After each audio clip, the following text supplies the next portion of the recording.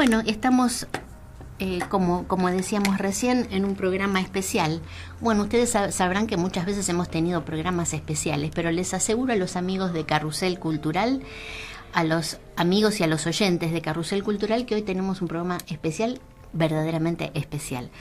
Va a estar con nosotros a lo largo de toda nuestra hora un querido amigo, Norberto Rossetti, que es naturalista y, como él mismo se autodefine, es un viajero incansable. Vamos a conversar sobre todo de su rica y larga experiencia en África, ese inmenso y casi diríamos enigmático continente, África. Buenas tardes, Norberto, ¿cómo estás? Hola, Adri, buenas tardes. Bueno, muchas gracias por invitarme a tu programa. Estoy contento de estar acá. Para mí es un placer y un honor que me hayas invitado.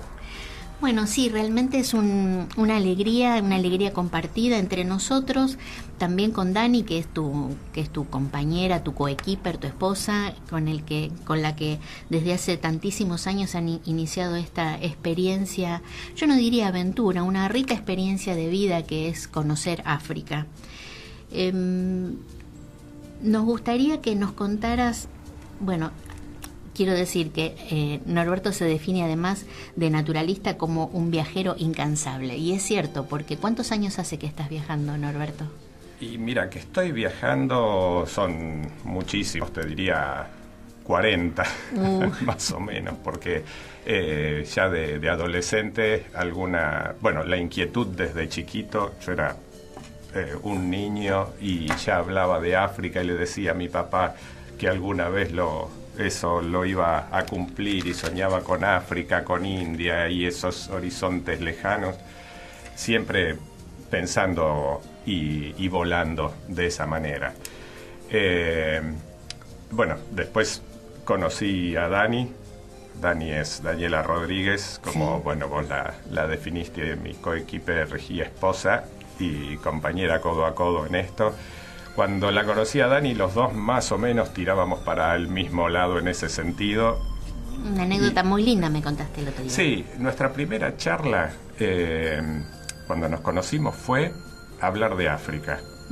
Lo primero que salió, y así naturalmente, hablamos de África, de la situación de Uganda en ese momento, que todavía estaba Idi Amin y así. Y bueno, y salió ese tema y los dos teníamos esa fantasía, pero que la teníamos como algo real, en que alguna vez la íbamos a concretar, y era una charla así de gente que recién se conocía.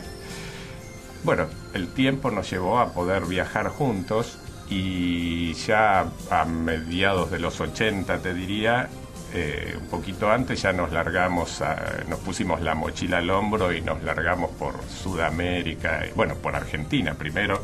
Recorrimos mucho de Argentina, nos largamos por Sudamérica y bueno, hasta que llegó la oportunidad de África en un momento y eso cambió la cuestión, cambió la vida. Claro, me imagino que habrá sido un sueño y a la vez un desafío, porque de alguna manera creo que, como vos me decías, abandonaron la vida, entre comillas, cómoda para adscribirse a lo que son las peripecias del viaje y esa búsqueda de lo desconocido que implicaría conocer África, ¿no? Sí, mira, nosotros tuvimos la oportunidad, teníamos los dos buenos trabajos, que ganábamos bastante bien, hicimos nuestra carrera universitaria, pero siempre estaba el sueño y la ambición de viajar.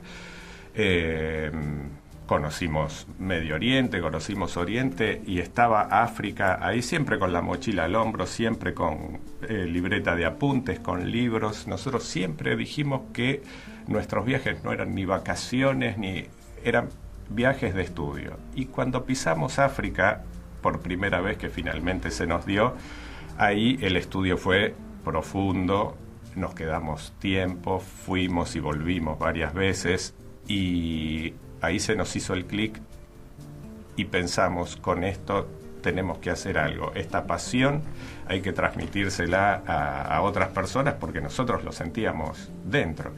Y bueno, y así fue. En un momento dado dejamos nuestros trabajos convencionales, empezamos de cero totalmente y nos largamos con esto de organizar viajes a África, transmitiendo lo que nosotros sentíamos y que la gente que nos acompañó desde ese momento y hasta hoy lo siente de esa manera también. Claro, porque vos decís que, bueno, decís algo muy lindo y cierto, ¿no? Vos tenés un sentimiento muy profundo con respecto a África, como aquel que vuelve a su casa, ¿no? Como África como cuna de la civilización. Sí. Yo de eso estoy totalmente convencido. Vos sabés, Adri, que hay una teoría muy firme, que hoy es la más contundente, que nos dice que el hombre se originó en África. Yo la creo fervientemente, pienso que es así, y hasta que no se demuestre lo contrario, es de esa manera. Sí. Entonces, todos provenimos de ese continente. De alguna manera el hombre nació allí y desde África se movió al mundo, así se crearon los lenguajes, las razas y demás. Pero en definitiva todos provenimos de ahí. Vos sabés que... O sea que además de bajar de los barcos, venimos de África. Mucho más atrás, lo de los barcos es algo reciente, mucho más atrás venimos de África, genéticamente venimos de África. Hay, bueno, una anécdota interesante que me gusta contar, que es que cuando los exploradores franceses, y bueno, decimos exploradores en la mayoría de casos como un eufemismo de colonizadores o conquistadores, cuando regresaban a Francia sentían una profunda nostalgia, que ellos pensaban que era una enfermedad que traían de África y le pusieron el mal de África.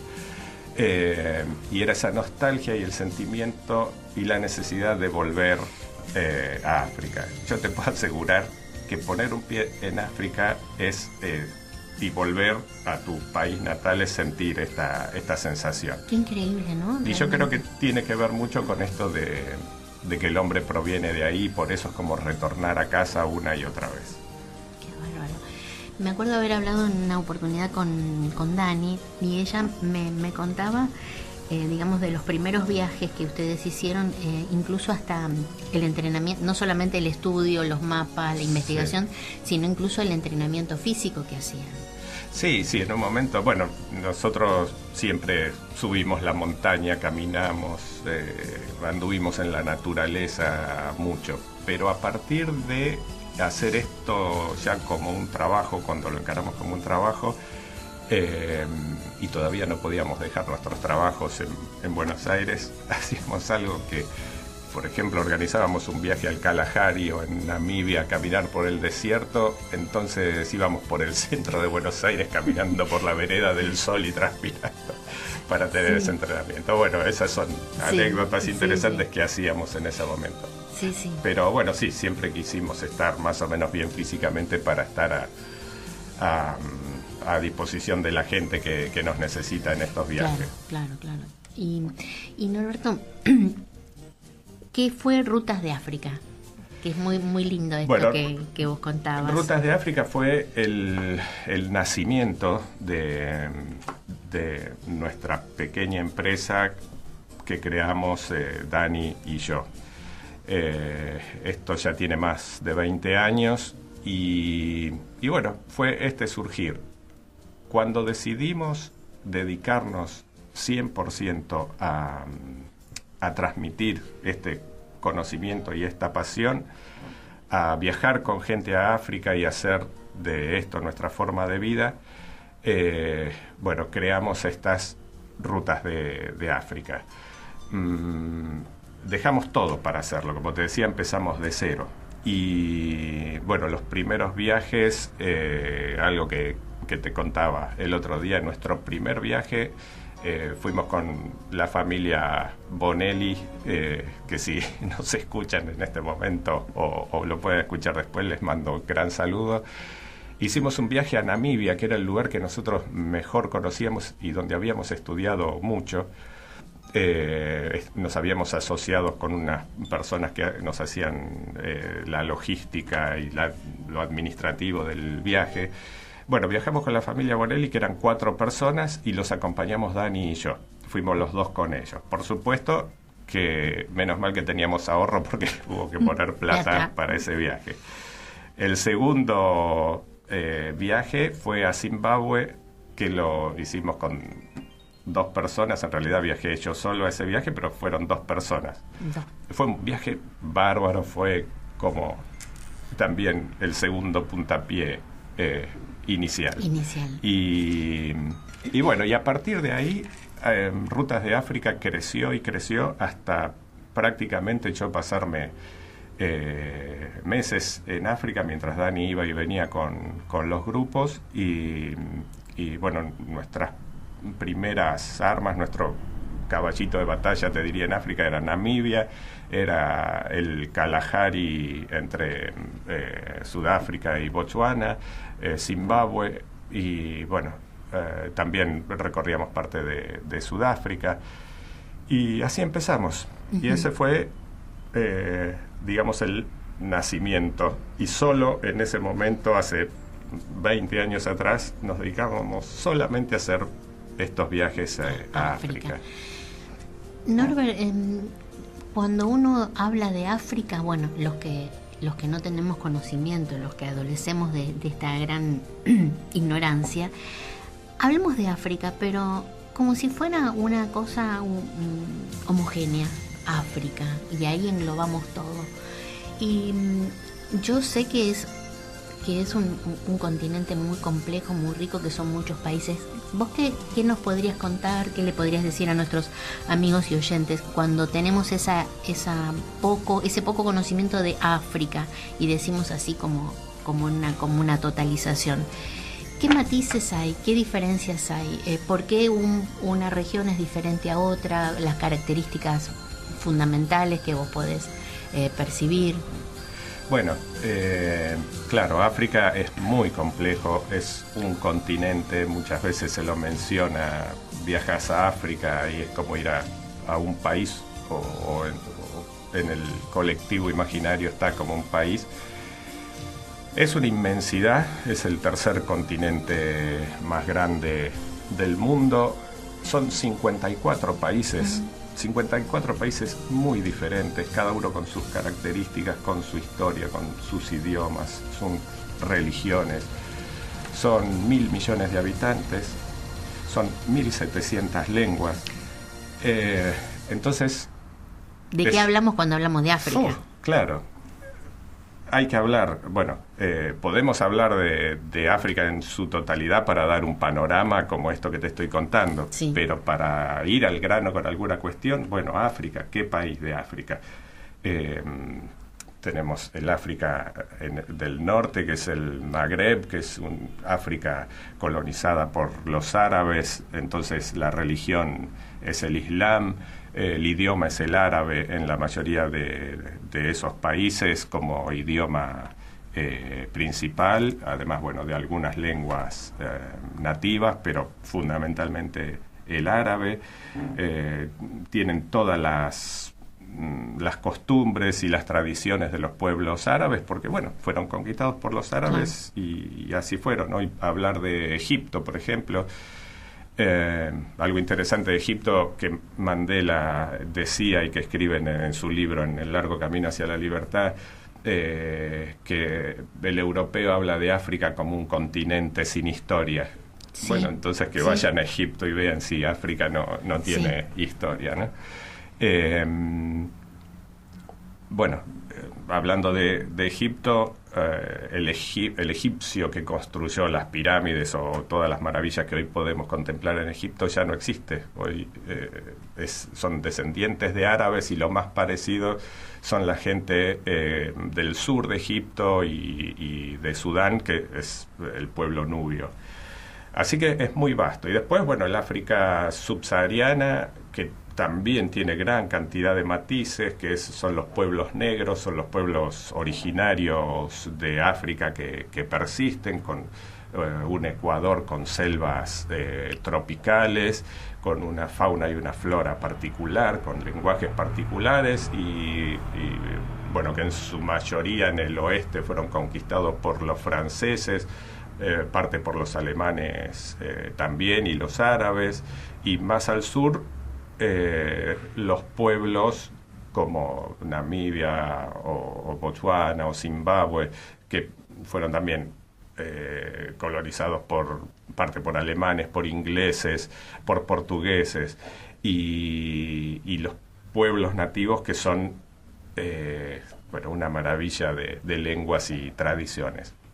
Y después, islas que se separaron, Madagascar, Zanzíbar, son, no sé, infinidad. Tomás solo un país, decís Sudáfrica, le dicen el país del arco iris, solo Sudáfrica, que es un país que está bastante occidentalizado, entre comillas, o europeizado, si querés le podemos decir, un país que tiene el 80% de negros, o sea, un 20% de blancos y minorías étnicas más chicas, siendo ese el país tal vez con más influencia de Europa. Ese mismo tiene 11 lenguas oficiales, solo 2 de las cuales son provenientes de Europa: el inglés, por supuesto, y el afrikaans, que es un holandés antiguo del siglo XVII mechado con algunas palabras de zulú, también de portugués y demás. O sea que es muy vasto, muy inmenso África en sí. Claro. Y decinos, Norberto, hoy, ¿cómo es la situación, digamos, la situación social a la luz de las excolonias, a la luz de la experiencia de la esclavitud, a la luz de la liberación de las colonias europeas? ¿También se ve mucha diversidad en ese aspecto? Sí, otra vez tendríamos que volver a esto de que no podemos tomar el continente como un todo para poder explicar cada situación, porque cada país tiene su realidad. De hecho, que África, hay un hecho importante en la historia de África, que es la Conferencia de Berlín, que fue a la segunda mitad del siglo XIX, donde las potencias de Europa se repartieron África como quisieron. Sí, como una torta. Como una torta, exactamente. Y esto marcó al continente y prácticamente a todos los países. Hoy día ahí sí se nota porque dejaron su idioma, dejaron costumbres, dejaron su religión, dejaron población que hoy en muchos casos no saben bien, no son de aquí ni soy de allá. Estuve en Mozambique en octubre y hablaba con gente descendientes de portugueses, y ellos me decían: yo soy portugués de Mozambique, no soy mozambiqueño, soy portugués de Mozambique. Y en Maputo, en la capital de Mozambique, tenés restaurantes portugueses que venden vino de la madre patria o comidas típicas de Portugal. Sí. El club portugués, donde todos se reúnen y cuentan historias de otros tiempos.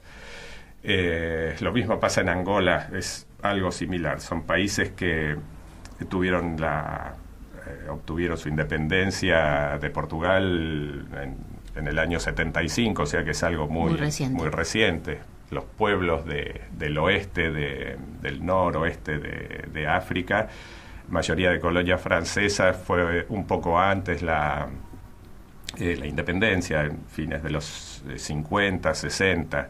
Igualmente el idioma quedó, la mayoría de esos países siguen hablando francés y muchos de ellos, claro, cuando pueden, en países que están en una situación económica complicada, si tienen la oportunidad de emigrar a algún lugar, ¿a dónde van a ir? Van a Francia, van a Bélgica.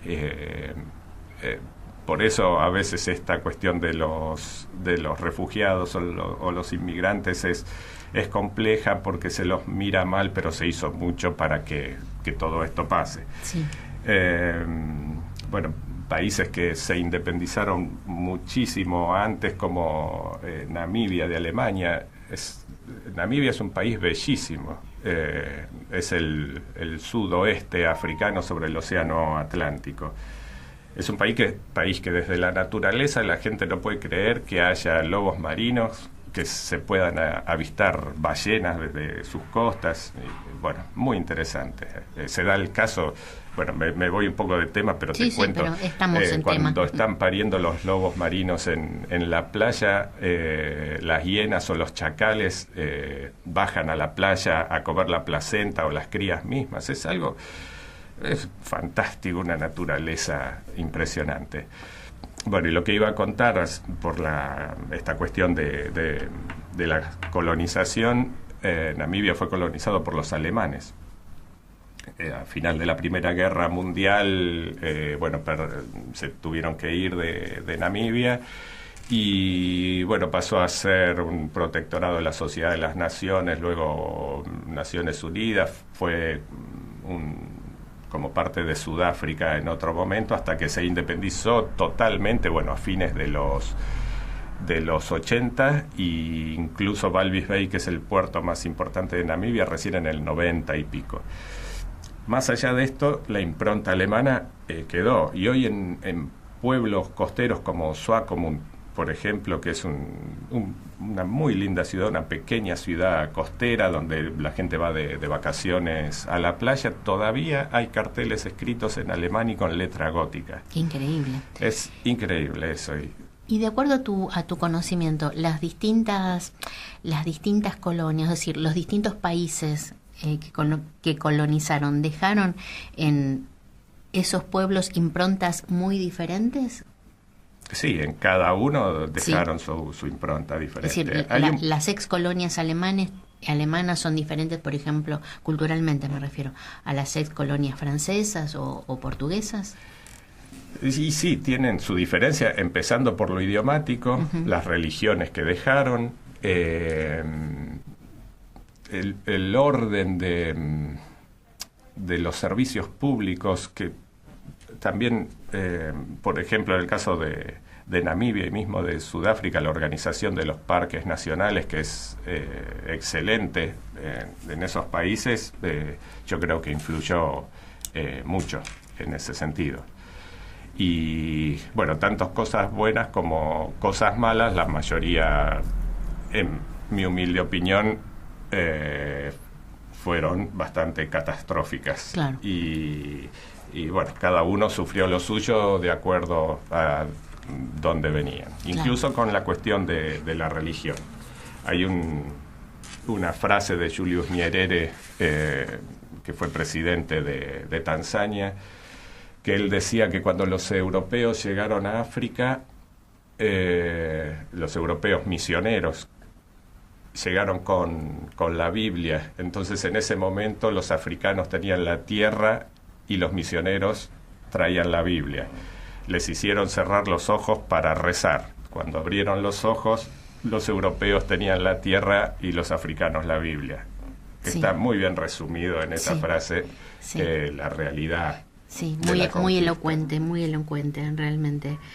Norberto, te invito a que escuchemos un tema musical de un músico muy famoso en África, un músico de Mali, Salif Keita, que nació en 1949 en la aldea Yoliba.